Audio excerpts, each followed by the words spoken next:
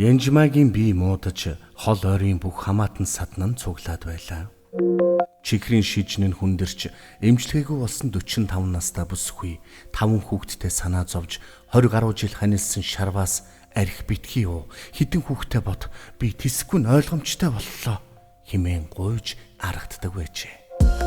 Харин нөхөр нь чи үгэх болоогүй би төрүүлж өгнө тийм болохоор үхэхээс өмнө уухаа уун гэж хэлээд чи үлдвэл хитэн хүүхдэд минь хүртэл хэрэгтэй намайг ирэлгээс өөр хэрэглэх газар алга хэмээн тунирхал гоморхол хувь тавиландаа гутрахын аль альнийг хослуулан өгөлдөг байжээ. Арх амсдагчгүй байсан шарав эхнэрийгээ өвдөж ажил төрөл хийхэ болсноос хойш арх хууж амьдралдаа нэмэр биш тэр болох болжээ. Гэхдээ цахилгаан сан техникийн ажил сайн болохоор ажлын санал халтуур тасарна гэж үгүй учраас мөнгөөр дутах гажигдахыг барагтаал бол мэдэхгүй. Ямар ч байсан эхнэрээ эм тарианы мөнгөөр дутааж гацааж үзээгүй байна. Амьдралын төлөө ажиллаж айлыг айл шиг авч явсан түүнийг архинд толгоогоо мэдүүлж яваад харамсах нь олон бөгөөд энэ шарав ингэх хүн биш те. Ёстой хорлол гээч нь л энэ байх. Янжмаа хүртэл ямар гээч өвчнөд нэрвэгддэг байна. Их сайн хүмүүс юмсан. Нэг нь өвдөж нөгөө нь архинд орсон нь яавч зүгээр биш. Лам хараар явж засал сайн хийлгсэн байгаа да хэмээн амаманда шогширцгоо хажээ. Янжмааг өвдснөөс хойш ээж ихч хоёр нь яваагүй уулзаагүй газар хүн ховор. Сайн гисэн болгондоор очисон байна. Хатуу жилдээ улс ханилд суусан байна. Энэ эмэгтэй урт наслна, амь насанд цөв багтай, жилийн харш гаргуулж ном айлтгуул. Ийм зөвлөгөө олныг сонссон болохоор нэгэнт эвтэй сайхан амьдарч болж бүтээд яваа болохоор шарав янжмаа хоёрыг салгах, хоёр тийш болгохыг хүссэнгүй. Харин заслын ном хурлыг сайн хийлгээд явдаг байжээ. Харин нэг удаа шарвын дүүн ахыг ламд үзүүлсэн чинь насныхан тоог үүсчихэж энэ хүн их өгөөмөр буянтай хүн байна. Хэн нэгний амийг авраад өөрийгөө авч явах нь гэж хэлсэн. Хэмээн нилээд түгшүүртэй мэдээ дуулгасан байна. Хоёр талынхан бүгд л санаан зовж хурал номхруулж засал авралын талын бүх хэмжээг шарвын зүг хандуулжээ. Гэвч архинаас холдоогүй байна. Харин ч би нөх их удахгүй гээд ойр дотныхондоо гомдлож надаас хойш өөр хүүхэд муу ханиг минь харж хандаарай гэж захих болсон байна. Нэг өдөр янжмаагийн би ирсэн муудаж өндий чадахгүй хэвтэж байлаа. Нилээд орой болсон хойно согтуу ирсэн шарав. Надад архины мөнгө өгөөдөх. Өнөөдөр сайн уучхад маргаашнаас уухгүй. Амлж байна. Намайг архинаас гарч чадвал чиний бийч сайжирна. Сэтгэл санаа сэргээд ирэхээр сахар арилдаг гэсэн. Ингээд янжмаагаас мөнгө гуйсан байна. Энэ орой болсон хойно арх нэмж уусны хэрэггүй. Тэгээд ч охин чинь удахгүй төрж чи бид хоёр зээтэй болно. Мөнгө хэрэгтэй болно шүү дээ. Ингэж аргадаж гуйсан боловч шарав дахиж уухгүй, дахиж зовоохгүй хэмээн гуйж бүр дууга чангаруулад авлаа. Аргаа барсан янжмаа хоримтлуулах гэж угаа хідэн төгрөгөөсөө хороохгүй хичээж нөгөө талаас сэржим өргүүлсэн арх болохоор сайн гэж бодоод нэг шил арх гаргаж өгсөн байна. Гэртээ уучгаад унтаарай гэсэн боловч шарав нөгөө хэд дээр очихгүй болохгүй гэд гарч оджээ. Шарав гэртээ ирж хонсонгүй. Харин нойргүй хонож хоолунд хоолоогоор нь давхаа болоод биеийн нимгэн арьстай хэсгээр идээлж шархлан зовоор шаналгаа нь сүүлийн хэдэн сарынхаас илүү нэмэгдээд байсан янжмаагийн бие хөнгөрөөд зовоор шаналгаа нь багасаад хонсон байна. Халуурч дагжаад хөдөлж чадахгүй байсан түүнийг инээгээд босч ирэхэд ойр орчмынх нь гайхаж зарим нь бүр баярлжээ.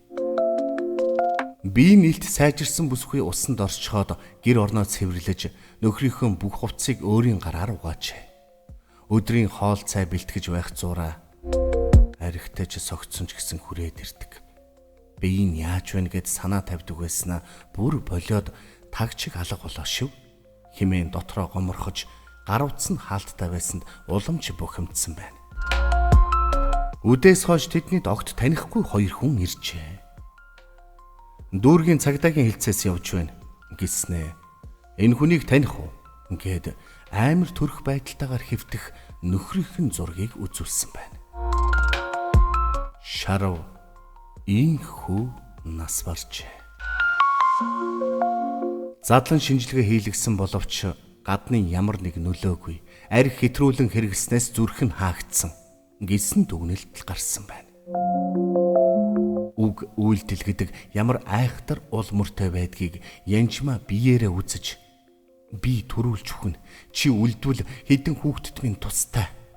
Энэ хар арх намайг авч явах гээд угааг мэдэж байна. Гэвч уухгүй байж чадахгүй юм. Өнөөдөр арх уух сүүлчийн өдөр. Мөнгө өгөөх хэмээн хэлж ярьж байсан үг яриа бүхэн нь үхэл зөгнөж байсныг эргцүүлэн бодоод үхлээ их эрт мэдсэн хүнтэй. Би тэр архийг яах гэж өгөвт гэж харамсдаг хэмээн талигачин ихнэр ярьжээ. Талигачин үхэл юунаас болсныг хууль цагдаагийн хүрээнд биш. Аргэр лам үзмэрчин хэмжээнд асууж лавлаад нэг л дүгнэлтэнд хүрцгээжээ. Янжма нэг сайн хүнд хадаг барин очиж эрүүл мэнд амь насыг минь дааж хайрлана уу хэмээн гуйгаад шавьорсон гинэ. Нэгэнт эмлэг эмчнэр эмчилгээгүй гэсэн тул арга засал бараадаж амиа даатахаас өөр арга байгаагүй ажээ. Бүсгүй бие муудвал тэр хүн дээр очиж засал хийлгэж сан ар шан хүртдэг байлаа. Нэг удаа бараг зүрхэн зогсох төгсөн тул талигач нөхөр нь нөгөө лам багш дээр нь очсон байна. Ер нь бол танай хар эдэний бузар шингэснээс ийм өвчмөд нэрвэгдсэн айл. Тэгэхээр тэр эдээгээр нь хариулга хийж өгье гэд ном уншиж баахан шившиж бас дотор нь юм хийсэн шилтээр хөгч явуулсан ажээ. Тэр архийг багшийнхан зааврын дагуу Янжма дамсуулж биеийг нь хідэн өдөр арчуулад овоо дээрцсэн байна. Тэр үед өөр хүн ам хүрч болохгүй идэ шүү гэж захисныг талигач ир сонссон боловч эхнэртээ түүнийг нь хэлж өгөхөө мартжээ.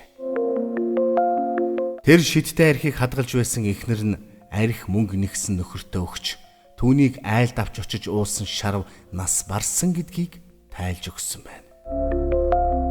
Харж жилтэй эрэм хоёр бие биедээ цөвтэй байдаг. Чиний биед сайн өвчнийг сэдрээхгүй дардаг мөртлөө нөхөрт чинь тэр арх хор болжээ. Яагаад гэвэл чиний энэ өвчний эхлэл талигаачаас үүдэлтэй байж. Тэр хүн үхээрийн газар очиж арх хамсаад өөрийнхөө сүлдийг төөрүүлж доройт болсон. Тэр хүн арх уух тусам чиний бие муудаж айхтар хэцүү байсан байна. Тиймээс зөвхөн чиний биед шингэсэн бузар дэвийг дарж хорж байсан уншлах таринтай архийг хүртсэн хүн бас бузарцсан учраас амиа алдчих. Биеийн сайжирч эрүүл саруулсан Янжма инхүү тэр архийг яах гэж өгөвдөө гэсэн харамсалтай өөрийгөө зэмлэх авч бид хоёрын жил таарахгүй болсон байна. Эмэгтэй нь хатуу харж жил таарсан учраас ханилд суугаад дэмий гэж буянтаа лам хэлжил байсан. Тэр хүний үгийг тоогоогүй буруу л энэ. Ер нь хань амьдралаа сонгохдоо их бодолтой байх учиртай юм байна. Бас хизээ хаан очиж баярлах эмгэнхээ бодож явахгүй бол их айхтар хортой юм байна. Манай талигаачтай их олон жил үерхсэнийг бүсгүй байдаг юм. Тэрний ээж нас барлаа. Хүнийхэн хувьд талигаач маань ажил явдалд нь оролцсон. Гэтэл мань хүн тэр оройноосоо эхлээд арх ууж жигтэйхэн өөр болсон л доо. Тэгтэл тэр үхэрийн бузар гэдугаа бүх хорлол муу юмыг тэр оршуулгын үеэр авчирсан байгаа юм гэж ярьсан байна.